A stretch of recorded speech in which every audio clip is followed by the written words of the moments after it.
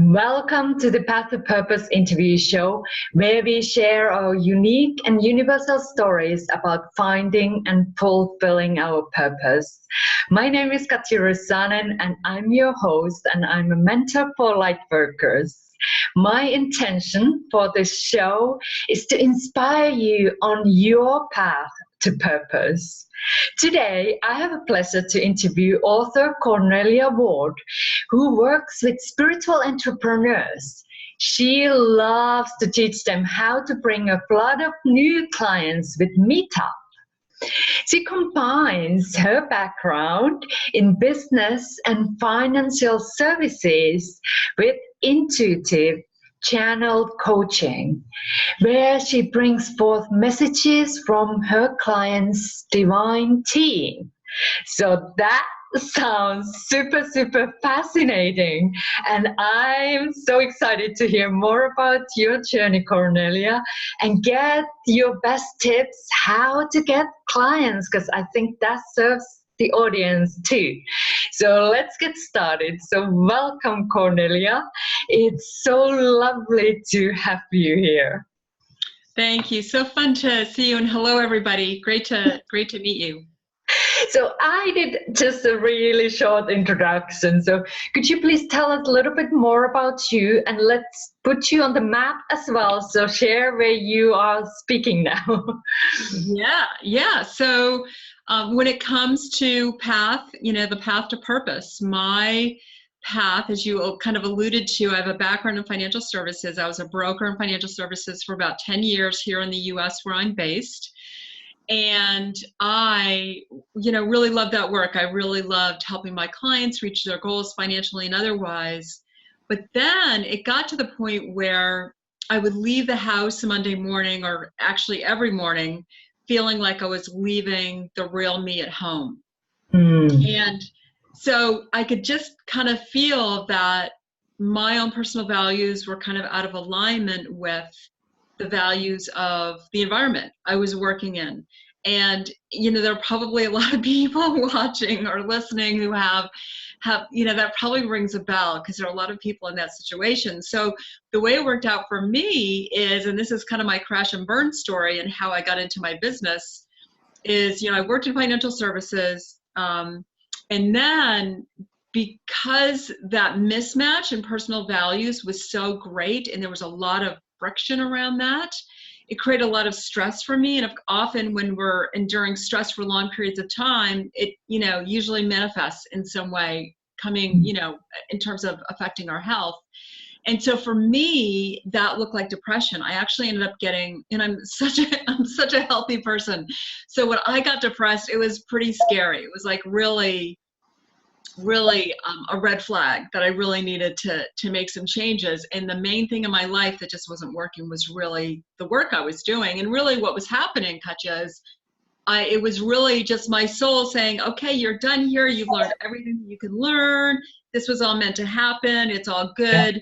Now your mission, your purpose is now to go wider, to have your own business, and to, do speaking and help entrepreneurs and that kind of thing. And so I ended up leaving that position, and I was so sick that my job for a while was actually just self-care, just getting my energy back, because I had been so stressed for so long. So that's kind of my journey, but I imagine elements of it sound fairly familiar to a lot of people, because there are so many people that are just not happy in the work that they're doing.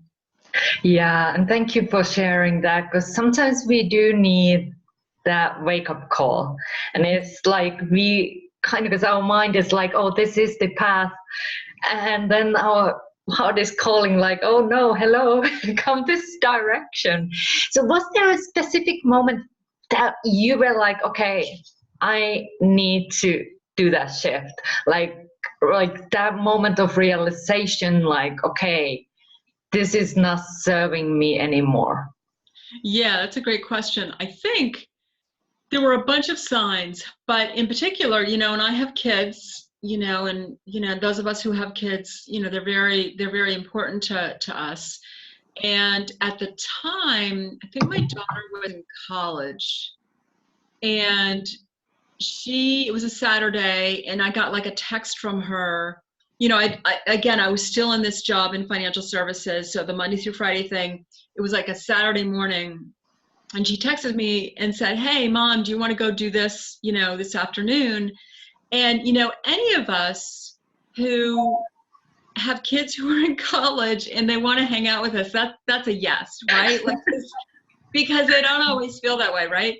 And Katja, so what happened to me, and this is what really was like, again, another wake-up call besides the depression, was, I was so tired that all I wanted to do was stay at home and rest. That's how exhausted I was. And so I was missing time with my family, right? Because I just was so darn exhausted. And it was because my job was creating that stress and that exhaustion. And that is like, sometimes we need this little thing that wakes us up and like kind of goes into that self-realization, like, hey, what's happening? Like, what am I going through here? So I really want to acknowledge you, Cornelia, for allowing yourself to take care of yourself, like making those choices, because they can be also scary sometimes when we start like, okay, now I know that something needs to change. But sometimes the change can be so scary as well. So what helped you on your journey, like creating these shifts? Yeah, I mean, it was really clear, like here in the US, we have this saying that like the writing is on the wall. Yeah. So it was really obvious that I really needed to practice really good self-care. And that's what I would recommend to anybody, whether they're kind of like me earlier on in my position where I was still enjoying my job, was starting to feel kind of that stress. Self-care just can be huge when we're in that situation, because it'll help us to sustain longer and be able to make good decisions about what we want to be doing for our work. So for instance, even though I was depressed, I mean, I've always been really big on self-care. And so for instance, every day I would go swimming. That was just kind of my thing. I would always go to the gym and go swimming because that would always help me just recharge, move my body, get my energy up, be able to make good decisions and kind of clear the dust, if you will. And so that's an example of a self-care activity. And then when I was actually in the transition, when I had left my position, and then I was, figuring out, okay, I know I want to have a business. What is that going to look like? The first step really was looking at self-care and making sure that health-wise, for me to reclaim my health, and then also put a system into place so that going forward, I continue to have self-care as a regular kind of daily practice. Because it really, in business, I think of self-care as really a marketing strategy.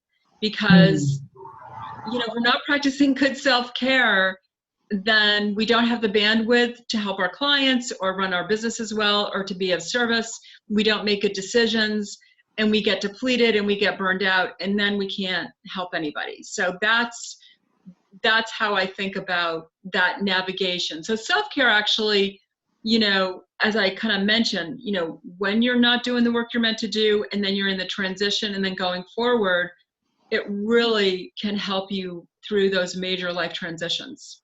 Absolutely. I totally agree on that, because if we are not taking care of ourselves, we can't really take care of others. And it is like recognizing these little signs, because they get louder and louder as we go. Yeah. And it is like, okay, take care of you.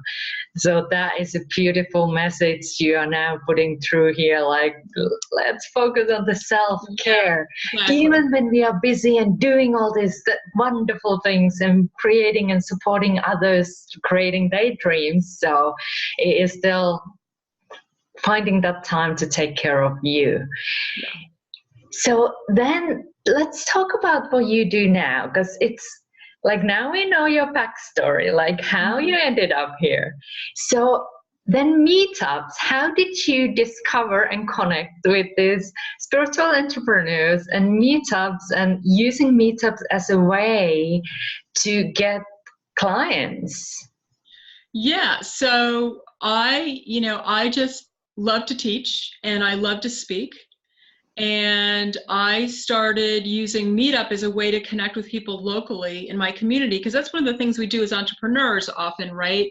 Is to start locally with, people in our immediate area as we build our client base, and then we can go wider from there. And so Meetup was just a great way where, they do a lot of publicity for you. They send out a mass email about, your talk and your group that you're going to create. And so you can focus on really what you love to do as an entrepreneur, which is what are you going to say in your talk and that kind of thing, and thinking about how you can be of service to people. And then, how that talk can turn into really a steady flow of new clients. And so that's when, and I actually I started my business right in the middle of the financial crisis. Oh, yeah. And a lot of the marketing that I was learning from people who are well established wasn't working. And I think it was because it was the old paradigm. And, we were going through a massive financial shift, but businesses, had to really figure out a new way of doing business. It was just a major transition that a lot of us went through. And so I struggled in the beginning, but then when I found Meetup as an option, that was where my business really started to take off. I like that idea, because that is something for the light workers who might be watching this now. Like, it is like the connection, because we love to connect and we love that, like the community building, and that is one of the ways. But then there sometimes might be the fear, like, okay, who am I to start a meetup? How can I make this work? How, is anybody coming? So what would be your guidance or divine guidance for people who would love to do it, but then might be a little bit on the resistance or fear or anxiousness about starting something like that? Yeah, so here's the thing is, any of us who are meant to help a lot of people, so if we've written a book or want to write a book, if we want to speak and to teach, larger groups of people, even like 5 people, at a time, that means that we are meant to bring a lot of light to the world. And you mentioned in the beginning, right, the whole light worker piece, right? And so those of us who are spiritually oriented and are pulled, our soul's calling us to either teach or to write a book or whatever it looks like, it means we're supposed to help a lot of people.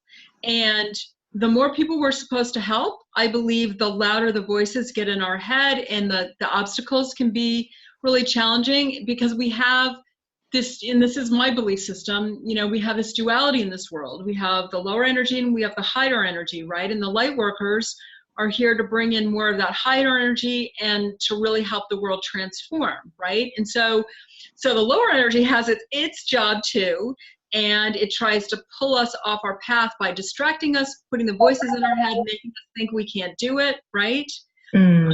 And so I think the answer is, first of all, knowing that if you feel fear and the voices aren't coming up, it doesn't necessarily mean what the voices are telling you is true.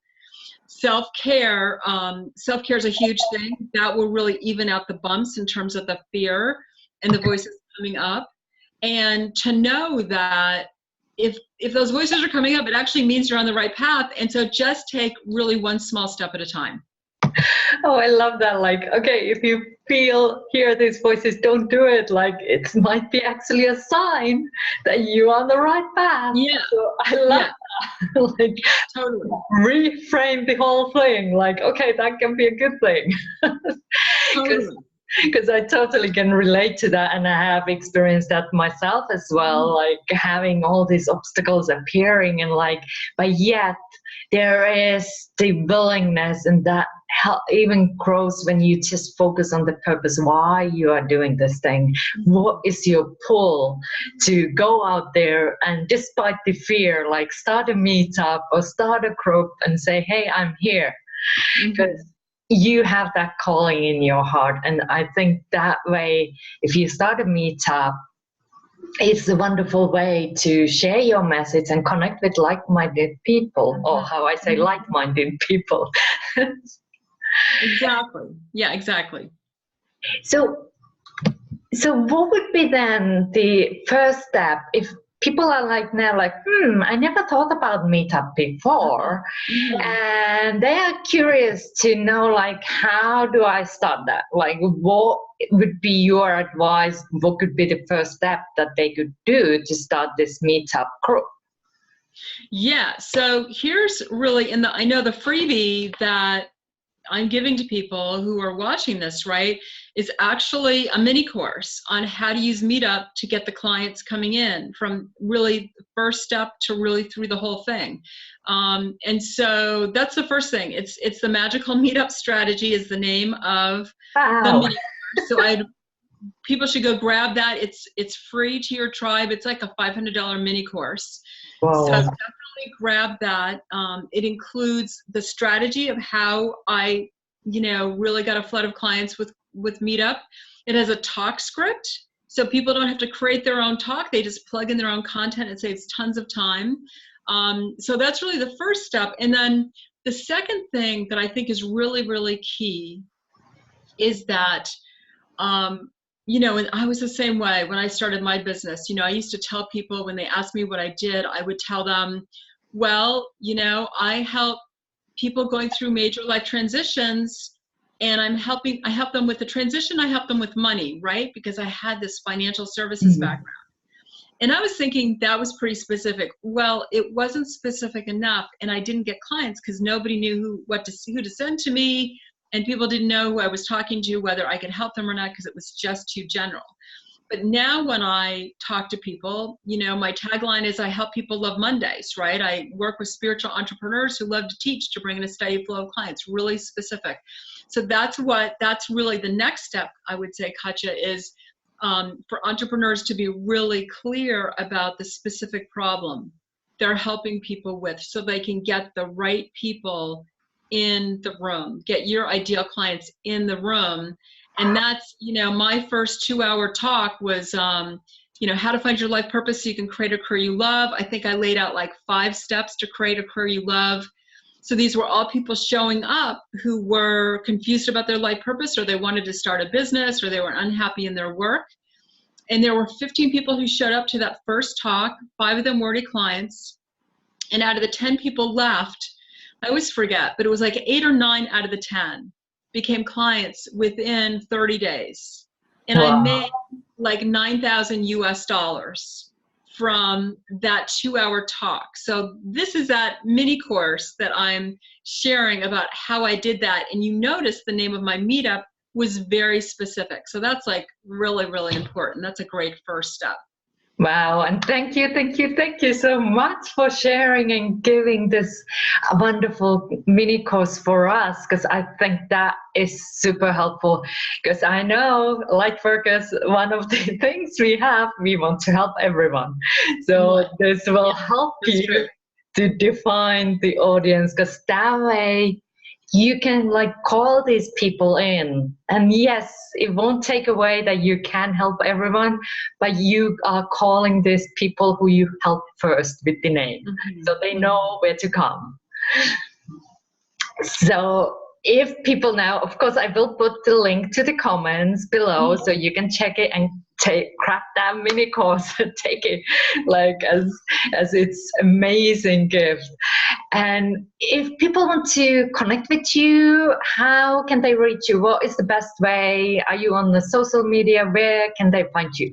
Yeah, so when they go get the Magical Meetup Strategy at that link, they'll enter their name and their email address, and then on the landing page, there will be actually a link to my calendar, so they can ask me questions about Meetup and their business. And there's also a link there to my Facebook group. So those are 2 different ways people can connect with me.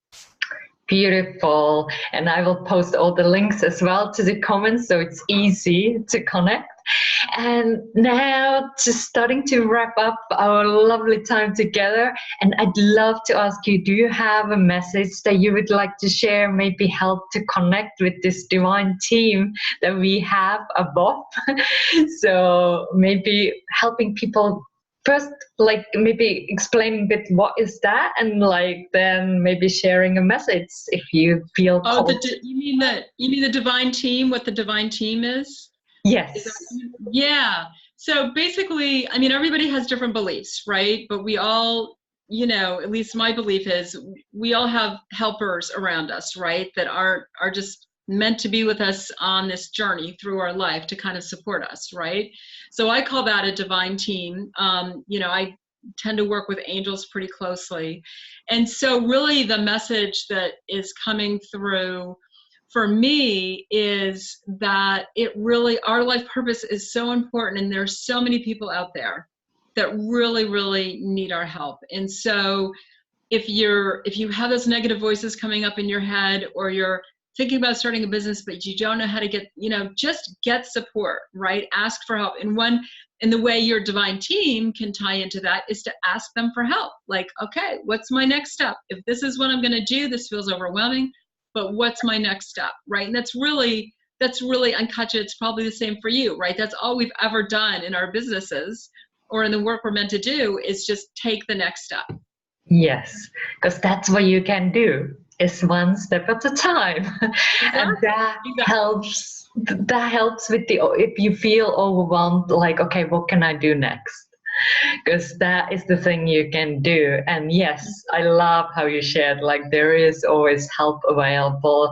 I have totally experienced that in my own life, in my own business. Like, but the key there is you need to ask, because they can't interfere if you are asking. There's this funny saying that there are a lot of unemployed angels in heaven because people aren't asking for help. They're ready, but they need to be given a request. Yes, so let's do that. I just got chills when you shared that, so it resonated with me. Yeah. So thank you so much, Cornelia, for sharing your wisdom and sharing your beautiful light here. I feel like this has a lot of value and very actionable steps for people. And thank you for the beautiful gift that you are sharing with my light workers tribe. So thank you for that. Well, thank you, and good luck, everybody. And thank you for watching Path to Purpose interview show. If you want support to your path, join Lightworkers Who Succeed on Purpose Facebook community. I'm sending you lots of light and love. Stay well and stay tuned for the next episode by subscribing to this channel. Bye for now.